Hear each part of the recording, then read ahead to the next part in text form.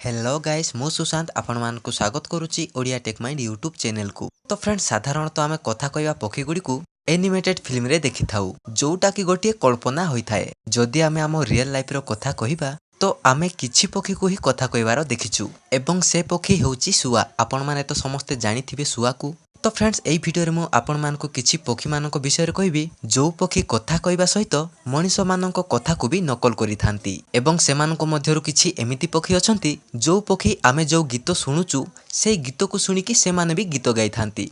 तो फ्रेंड्स एथिपाई एही भिडियोटा को आपण माने पूरा देखंतु एवं वर्तमान पर्यंत जदि आपण माने हम चैनल को सब्सक्राइब करि नाहंती ताहले वीडियो तले थिबा रेड सब्सक्राइब बटन को प्रेस करिकी आम चैनल को सब्सक्राइब करनियंतु। तो चलंतु वीडियोटा को आरंभ करिबा।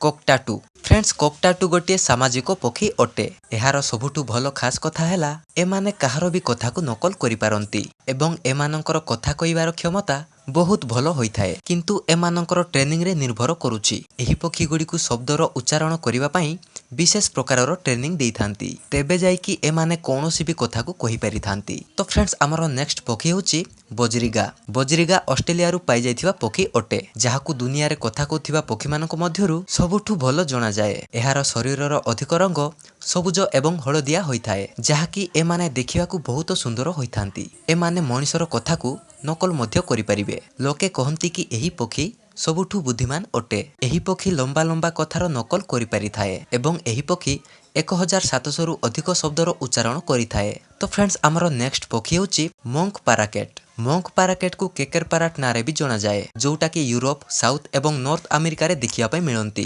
अन्य पक्षी मानक भली एमानंकु भी कथा कहया पय ट्रेनिंग रो आवश्यकता पड़ी थाए। सेमिति रे भी एही पक्षी निज आख पाखर कथा को सुनी नकल करिवा को माहिर हेइथांती। तो फ्रेंड्स हमर नेक्स्ट पक्षी होची हिलमानिया। साउथ ईस्ट एशिया रो एही पक्षीर सबुठु भलो खास कथा होची कि एहार वॉइस बहुत सुरीली हेइथाए। एही पक्षी माने मनुष्य मानकर कथा को बहुत सहजरे नकल करि पारि थांती। खाली एथिकी ही नुहे एमाने सीटी मारी पारंती कांदिबा भली आवाज मध्य करि पारंती एवं अधिक चिल्लाइबा पई भी माहिर हेइथांती। तो फ्रेंड्स हमर नेक्स्ट पक्षी होची इंडियन रिंग नेक। आपण जानि कि हैरान हेइ जिवे जे इंडियन रिंग नेक पक्षी सब पक्षी मानक ठारू बुद्धिमान अटंती। एमाने 200 रु 250 शब्द पर्यंत मने रखि पारिबे। खाली एतिकी नुहे एमाने 4 रु 5 लाइन बहुत सहजरे कहि पारि थांती। एमानंकर सबुठु खास कथा होची एमाने मनुष्य मानकर कथा को बहुत सहजरे नकल मध्य करि पारंती। कुहा जाउछि कि इंडियन रिंग नेक सामाजिक एवं मिलनसार पक्षी अटे एवं एही पक्षी को मनुष्यर सबुठु भल सांग माना जाउछि। कुहा जाउछि कि मनुष्य मानकर भली म्यूजिक सुनिबा पई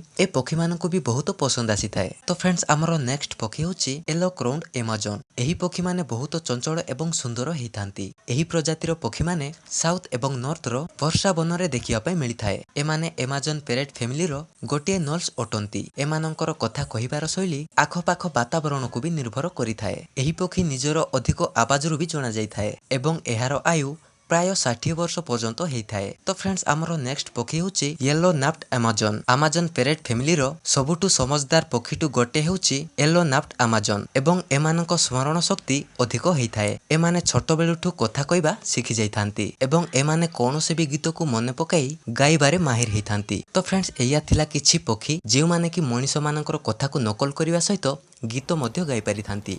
तो फ्रेंड्स आशा करूछि एही वीडियोटा आपण मानकु भल लागिछि। जदि भल लागिछि ताहले लाइक करंतु शेयर करंतु एवं एई भली नुवा नुवा वीडियो गुडी को देखिया पई हम चैनल ओडिया टेक माइंड को सब्सक्राइब करनियंतु।